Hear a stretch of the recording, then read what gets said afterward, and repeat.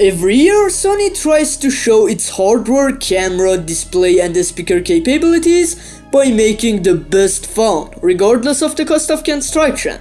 Of course, this phone is not for people who use the phone normally, so comparing this phone with a price of $1,500 with a $1,000 flagship does not make much sense. After all, this video is a review of Sony's super flagship Xperia 1 Mark IV. So let's do the video. In terms of design, this phone weighs 185 grams, is 8.2mm thick and its size is 6.5 inches. Compared to other flagships, it is about 50 grams lighter and has a smaller size, and its 21:9 cinematic dimensions and flat frame makes the Xperia 1 IV extremely comfortable, like the previous generations. Sony phones have long been known for their durability and high quality materials, and the Xperia 1 is definitely no exception. The back and front panel of this device is protected by Gorilla Glass Victus and the frame is made of recycled aluminum. The back panel and the frame are completely matte and the feeling of holding this phone is great and you feel like you are holding a super flagship in your hand.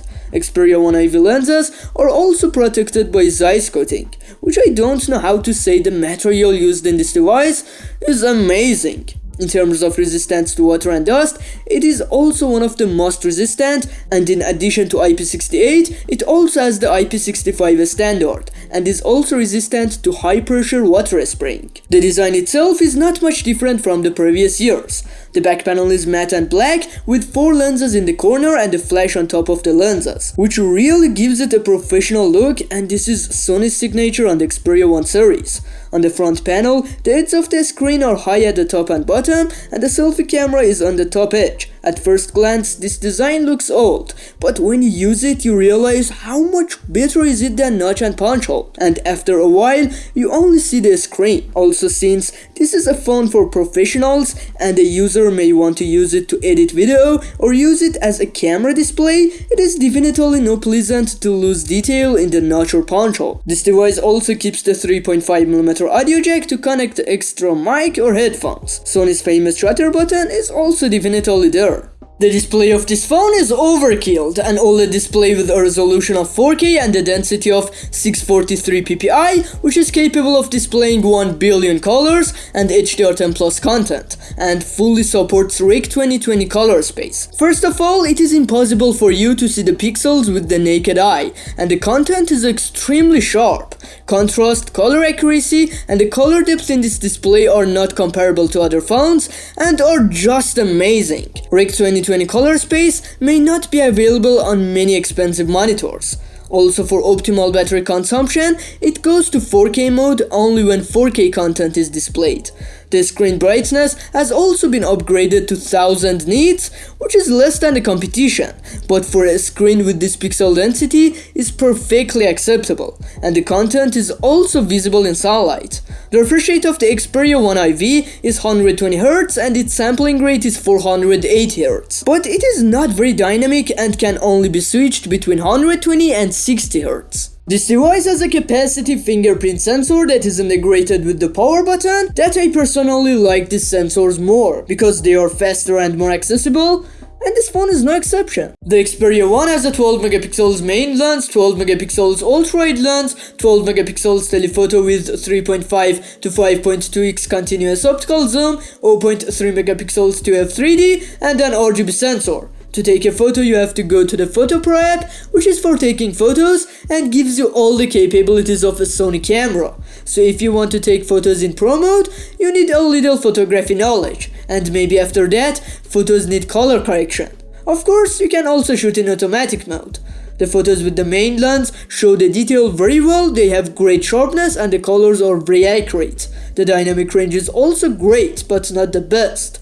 The photos are noise-free and the main lens is of excellent quality. Photos with ultra-wide lens have a wide viewing angle, dynamic range is great for this type of lens, photos have very good detail and little noise. Colors like the main lens are very close to reality and sharpness is satisfactory. Also, this lens has autofocus, it lacks macro capability. The telephoto lens is the great feature of this phone and possibly the future of smartphones. A movable lens that can provide a focal length of 83 to 125mm. The photos have accurate colors at 3.5 times zoom, and the sharpness and dynamic range are less than the main lens. They have good detail and little noise. At 4 and 5 times zoom, you get the same quality with a little less detail, which is great. Do you think a number of lenses has increased and now we are going back to 2 or even 1 lens? Maybe. In portrait mode, the subject does not detach from the background as much as a super flagship, but the blurring of the background is extremely natural. The phone does not have night mode, and Sony says it doesn't need to have it. The photos at night have very good contrast and dynamic range, and the photos are close to reality. The selfie camera of this device is 12 megapixels. In selfies, face processing is very good, it has accurate colors, and dynamic range is really good for selfies. To record video, you have to go to the Video or Cinema Pro app, which have two differences. Cinema Pro only takes video with a cinematic aspect ratio and raw colors, but videos in Video Pro don't need color correction and you can change the aspect ratio. In video recording, you have the full capabilities of a camera, and you can even set two focus presets so that the phone itself can change the focus very smoothly in the time you set. With the main lens, you can record 4K 120 frames per second slow motion video, and with the selfie camera you can record 4K 30 frames per second video, which fully meet your needs. Sony has also included a professional recording app called Music Pro on this phone, which gives you shocking capabilities. This phone uses a Snapdragon 8 Gen 1 processor with 12GB of LPDDR5 RAM. There are definitely no lags in the latest Snapdragon processor, and even the heaviest tasks can be done quickly. But this processor is known for performance instability and overheating. In heavy use, also Sony has used a good heat dissipation system. The performance drop is quite noticeable. The Xperia 1 IV heats up even more noticeable in video capture, and you can only record 4K video in less than half an hour. That's not a good news. This device has 256 or 512GB of UFS 3.x memory and also supports SD card, which is definitely needed for this phone. Xperia 1 IV comes with Android 12 and has only 2 years of software support, while now there are mid-rangers who have been supported for 4 years, and this amount of support is definitely not good at all for this phone. But Sony offers features that not every phone can offer. For example, when playing with software framing, it makes your game smoother, or its sound equalizer gives a more detailed sound than the competitors, or even professional camera and sound recording software that is unrivaled.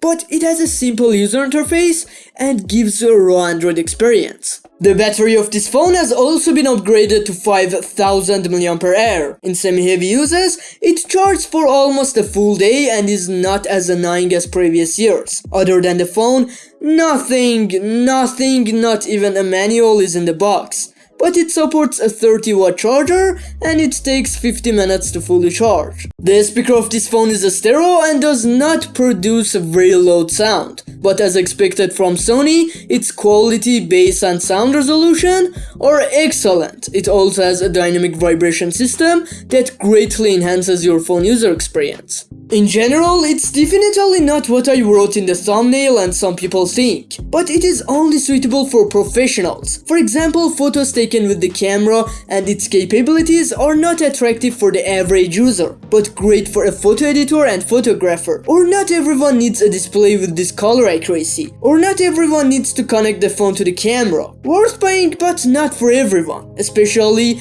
with the $1,500 price tag. Thanks for watching. If you like this video, like it, and if you like my content, subscribe to my channel. Goodbye, see you in next video.